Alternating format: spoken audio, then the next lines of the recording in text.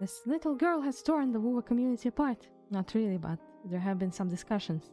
I, just like you, have watched the guides on which standard character to choose in Wuthering Waves, and I have heard many times that Verina is really good because she heals and buffs your team. She's on top of all tier lists, and although I already know which character I want, I still catch myself wanting to get Verina for how good and how meta she is. But I can't get sidetracked on my way to becoming the most sanest culture main in Wuthering Waves. So I have to come up with some arguments for myself to avoid making mistake and following the meta instead of following my heart. If you are like me, thinking about getting Verina instead of your favorite character, there are some arguments that might change your mind. Of course, they are very reasonable and well put together, as all very generous arguments are. Trust me, bro. First, she'll make you a Genshin player, even if you are one already. She'll make you even more of a Genshin player, and that's scary. Think about it. She heals, she buffs, she makes you comfy, even too comfy. And after some time, you won't even notice how you've become like a Zhongli main. But in WoW, you'll have little knowledge of enemy attack patterns, and whenever you try to do anything without this character, you'll fail. You won't be able to do anything. You'll become dependent on this character for every team comp.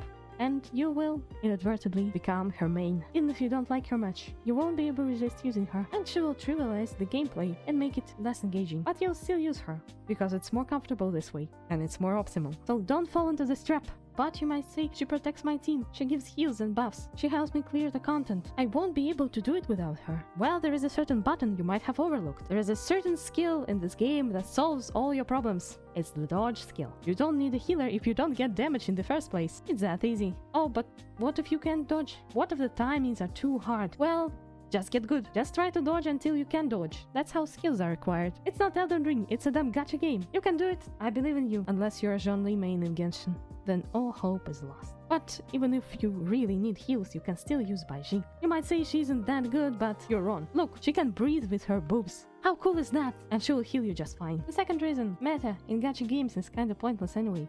I get it if you want to clear all the game modes faster to feel good or something. So you feel like you need a meta character, even if you don't like them. But clearing endgame fast with a meta team comp is not as impressive as clearing the endgame fast with a non-meta character you can play really well. Besides, there will be other strong team comps without Verina, and maybe there will be a support character you like more. It's not like there is a competitive mode in WoW anyway, and competitive modes in gacha games suck big time. However good you are, there will always be someone who wailed more. Whales will always be on top, you will always be topped by whales. So just relax and build the characters you like and make them work. And finally, all the standard characters are probably gonna be power crept within the first year since the release, as it usually happens. So, not only will you get a character you don't want, this character will also become irrelevant in a few months, and you'll bench her. And this useless character you got to be stronger in the early game will always remind you of your bad decisions. So just get your favorite.